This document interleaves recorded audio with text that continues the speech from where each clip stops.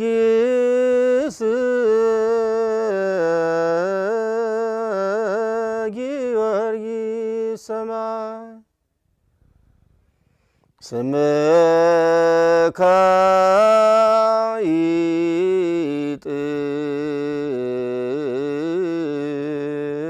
ይጥም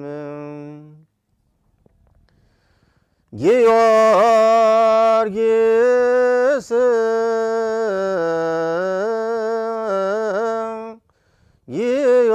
ጊዮርጊስ ሰማይ። ከዚህ በመቀጠል ደግሞ በስንክሳሩ ላይ ያለውን የገናናውና የኃያሉ የሰማዕቱን የቅዱስ ጊዮርጊስን ገድል አነባለሁ። አንድ አምላክ በሚሆን በአብ በወልድ በመንፈስ ቅዱስ ስም ሚያዝያ 23 በዚህ ቀን ፀሐይና የአጥቢያ ኮከብ የተባለ ታላቅና ክቡር የሆነ የሰማዕቱ የቅዱስ ጊዮርጊስ ምስክርነቱ ፍጻሜ ነው።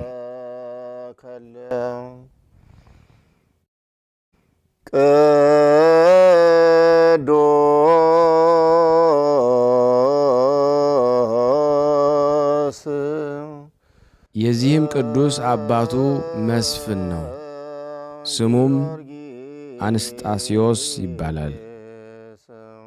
ከቀጰዶቅያ አገር ነው። የእናቱም ስም ቴዎብስታ ይባላል። ከፍልስጤም አገር ናት። ታናሽም ሆና ሳለ አባቱ አረፈ። 20 ዓመትም በሆነው ጊዜ የአባቱን ሹመት ሊቀበል ወደ ንጉሥ ዱዲያኖስ ዘንድ ሄደ። ንጉሡም ጣዖት አቁሞ ጣዖትን እንዲያመልኩ ሰዎችን ሁሉ ሲያስገድዳቸው አገኘ።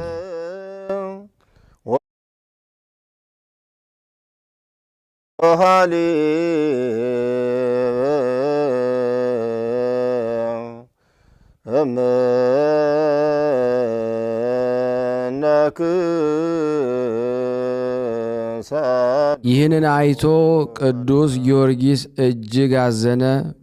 በእርሱ ዘንድ ያለውን ገንዘቡን ሁሉ ለድሆች ለምስኪኖች ሰጠ። ባሮችንም ነፃ አወጣቸው።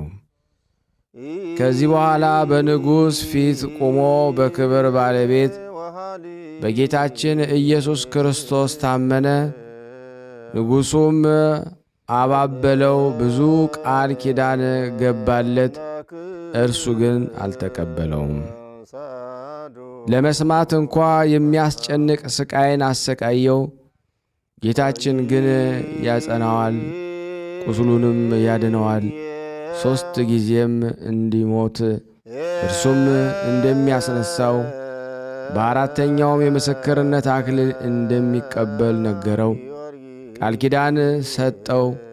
ስሙ በዓለሙ ሁሉ የተገለጠ የሆን ዘንድ የተጋድሎና መከራ በመቀበልም ጽኑ በሆነ ስቃይም 7 ዓመት እንደሚኖር መላእክትንም እንደሚያገለግሉት ነገረው።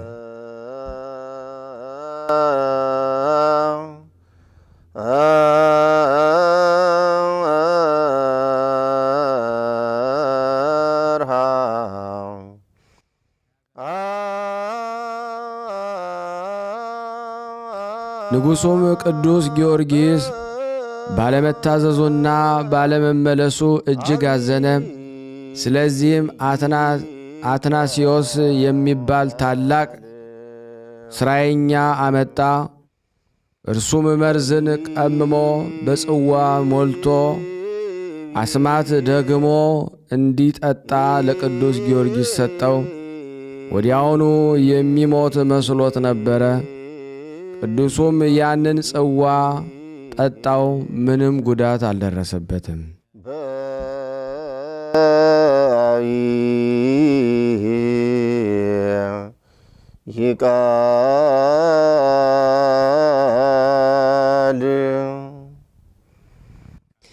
ያ መሰሪም በክብር ባለቤት በጌታ ኢየሱስ አምኖ በሰማዕትነት ሞተ።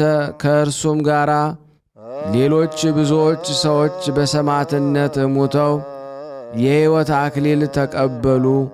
ቁጥራቸውም 30,700 ነፍስ ነው። ቅዱስ ጊዮርጊስ በዱንያኖስና በሰባ ነገሥታት ፊት በቆመ ጊዜ በዚያም የተቀመጡባቸው የእንጨት ወንበሮች ነበሩ። ቅዱሱንም እሊህን የተቀመጠንባቸውን ወንበሮች እንዲበቅሉና እንዲያብቡና እንዲያፈሩ ታደርጋቸው ዘንድ ከአንተ እንሻለን አሉት። በዚያን ጊዜ እንዳሉትማ አደረጋቸው። ይህን ድንቅ ሥራ አይተው ቁጥር የሌላቸው ብዙ አሕዛብ በጌታችን አመኑ።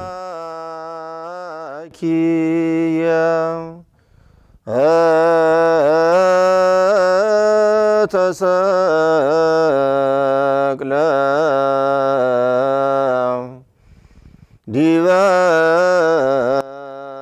ከዚህ በኋላ ቅዱሱን ወስደው በጉድጓድ ብረት ምጣድ ውስጥ አበሰሉት። አቃጥለው አሳርረውም ሥጋውንና አጥንቱን ፈጭተው አመድ አድርገው ከረጅም ተራራ ላይ በተኑት። ጌታችንም ነፍሱን ወደ ሥጋው መልሷት ደግሞ አስነሳው። ወደ ነገሥታቱም ተመልሶ በክብር ባለቤት በጌታችን ኢየሱስ ስም ሰበከ። ቁጥር የሌላቸው አሕዛብ አይተው አደነቁ። በጌታችን አምነው በሰማዕትነት ሞቱ። ነገሥታቱም ደግመው ሙታኖችን ብታስነሣ አምላክህ እውነተኛ አምላክ እንደሆነ እናውቃለን፣ በእርሱም እናምናለን አሉት። ቅዱሱም ጸለየ። ከጉድጓድም ውስጥ ወንዶችና ሴቶችን ጎልማሶችን አስነሳቸው። እነዚህም በክብር ባለቤት በጌታችን ስም አስተማሩ፣ የገሃነምንም ወሬ ተናገሩ። ጥምቀትንም ተቀብለው ተመልሰው አረፉ። ቅድስቶ ሰአ ጊዜ ስድስቶ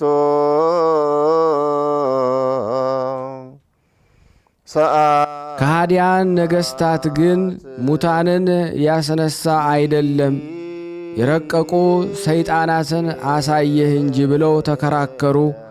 ከዚያም ከጭንቀታቸው ብዛት የተነሣ ከአንዲት ድሃ ቤት ዘንድ አስጠበቁት።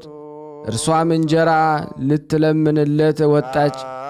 የእግዚአብሔር መልአክ በላዩ ከበጎ ነገር ሁሉ የተመላ ማዕድን አቀረበላት። የዚያችም በመበለትም የቤቷ ምሰሶ ቅርንጫፏን አበቀለ።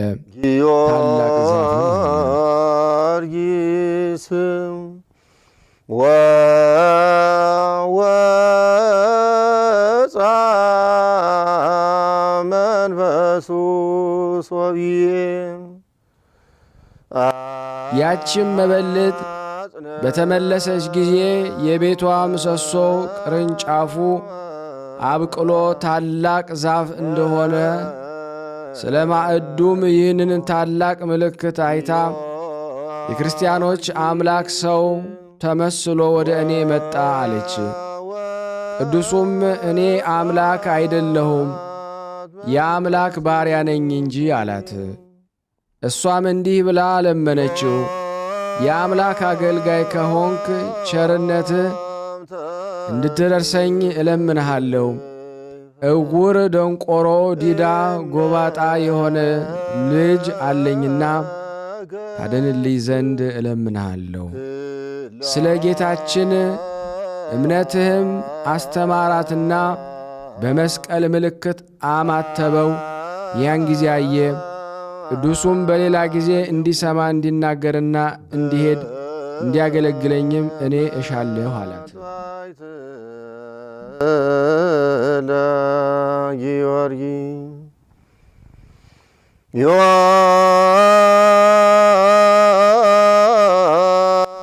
በዚያን ጊዜ ንጉሡ በእግሩ ሜዳ በአገሩ ሜዳ ውስጥ ሲዘዋወር ያችን ዛፍ አይቶ አደነቀ። ስለ እሷም ጠየቀ።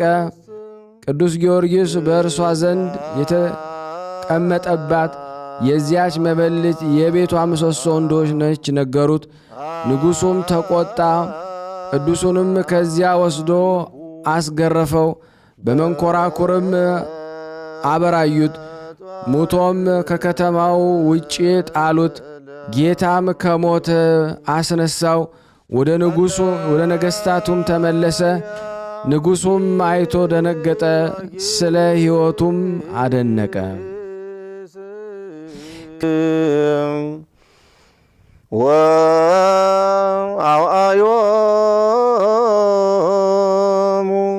ከዚህ በኋላ ይሸነግለው ዘንድ ጀመረ። በመንግሥቱ ላይም ሁለተኛ ያደርገው ዘንድ ቃል ገባለት። ቅዱስ ጊዮርጊስም እየዘበተበት ነገ በጠዋት ለአማልክቶችህ መሥዋዕትን አቀርባለሁ፣ አንተም ሕዝቡ እንዲሰበሰቡ እዘዝ፣ እኔ ስሰዋ እንዲያዩ አለው። ንጉሡም እውነት የሚሰዋ መስሎት ደስ አለው። ወደ ቤተ መንግሥቱም እልፍኝ አስገብቶ አሳደረው።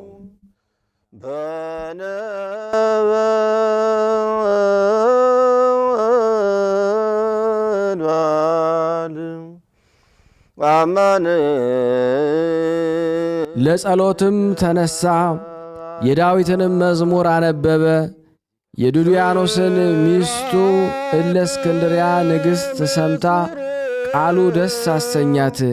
የሚያነበውንም ይተረጉምላት ዘንድ ለመነችው። እርሱም እግዚአብሔር ዓለምን ከፈጠረበት ሰው እስከሆነበት ጊዜ የሆነውን ሁሉ ሊያስረዳትና ሊያስገነዘባት ጀመረ። ትምህርቱም በልቧ ተቀርጾ በክብር ባለቤት በጌታችን አመነች።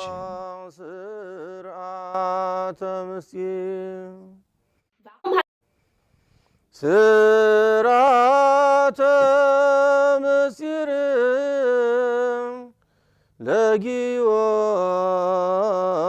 ለጊዮርጊስ። በማግስቱ ቅዱስ ጊዮርጊስ ለአማልክት ሊሰዋ ለማየት ሰው ሁሉ እንዲሰበሰብ አዋጅ ነጋሪ ዞረ። የቤቷን ምሰሶ ያበቀለላት ያች መበለት ሰምታ እውነት መስሏት እጅግ እያዘነች ልጇን ተሸክማ እያለቀሰች ወጣች። ቅዱስ ጊዮርጊስ በአያት ጊዜ ፈገግ አለ።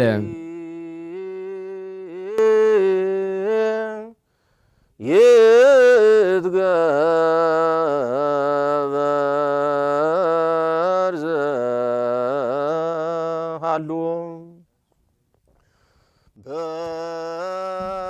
ቅዱስ ጊዮርጊስ በአያት ጊዜ ፈገግ አለ። ልጅሽን በምድር ላይ አኖሪው አላት። ከዚያም ልጇን ጠርቶ ወደ አጵሎን ሂድ፣ ወደ እኔም ይመጣ ዘንድ በክብር ባለቤት በጌታ ኢየሱስ ስም እዘዘው አለው። ያን ጊዜ ያ ልጅ ድኖ ቅዱስ ጊዮርጊስ እንዳዘዘው ወደ ጣዖት ቦታ ሄዶ አዘዘው። በጣዖቱ ያደረ የርኩስ መንፈስ ከማደሪያው ወጥቶ ቅዱስ ጊዮርጊስ ወዳለበት መጥቶ እኔ ሰውን ሁሉ የማስት እንጂ አምላክ አይደለሁም ብሎ በሕዝቡ ሁሉ ፊት አመነ። ቅዱሱም ትውጠው ዘንድ ምድርን አዘዛትና ወዲያውን ዋጠችው። ጣዖታቱም ከአገልጋዮቻቸው ጋር አጠፋቸው። ንጉሡም ከወገኖቹ ጋር አፈረ።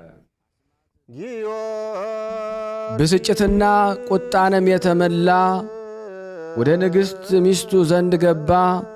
እርሷም አምላካቸው ጽኑዕና ኃያል ነውና ክርስቲያኖችን አትጣላቸው አላልኩህምን? አለችው። ይህንን ከእርሷ ሰምቶ በእርሷ ላይ እጅግ ተቈጣ። ወደ ክብር ባለቤት ክርስቶስ እምነት የከበረ ጊዮርጊስ እንዳስገባት አወቀ። ጊዮርጊስ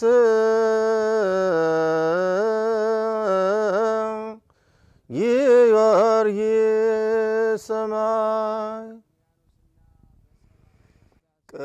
ከዚህ በኋላ ከከተማው ውጪ እንዲጎትቷትና በመጋዝም እንዲሰነጥቋት አዘዘ።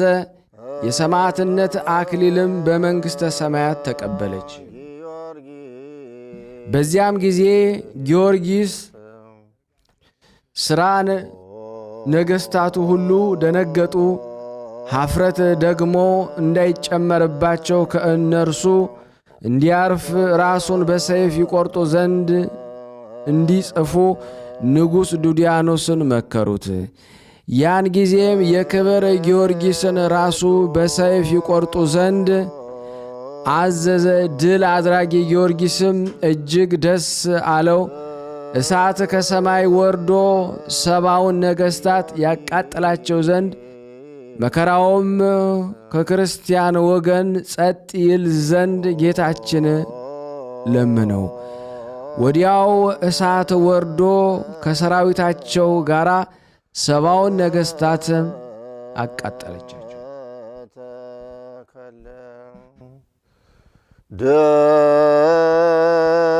ደም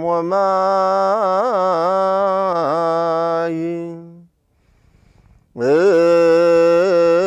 ከዚህም በኋላ የክብር ባለቤት ጌታችን ኢየሱስ ክርስቶስ ለቅዱስ ጊዮርጊስ ተገልጾ ብዙ ቃል ኪዳን ሰጠው። በምድር መታሰቢያን ለሚያደርግ ሁሉ እኔ ኀጢአቱን ሁሉ ደመስሳለሁ። በመከራም ውስጥ ሆኖ በባሕርም ሆነ በየብስ ወይም በደዌ በስምህ የሚለምነኝን እኔ ፈጥኜ ከመከራው አድነዋለሁ። ይህንን ጌታችን ተናግሮ በክብር ወደ ሰማይ ወጣ። ከዚህ በኋላ ራሱን ዘንበል አድርጎ በሰይፍ ቈረጡት። በሰማዕት በመንግሥተ ሰማያት አክሊልን ተቀበለ።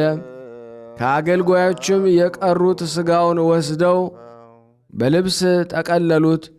ወደ አገሩ ልዳም ወሰዱት። ቤተ ክርስቲያን ሰርተው በውስጡ አኖሩት። ከእርሱም ቁጥር የሌላቸው ብዙዎች ድንቆች ተአምራቶች ተገለጡ። ለእግዚአብሔር ምስጋና ይሁን። የቅዱስ ጊዮርጊስ በረከቱ ረድኤቱ ሁላችን ክርስቲያን ወገኖች ከሥጋና ከነፍስ መከራ ይጠብቀን ለዘላለሙ አሜን። ጸ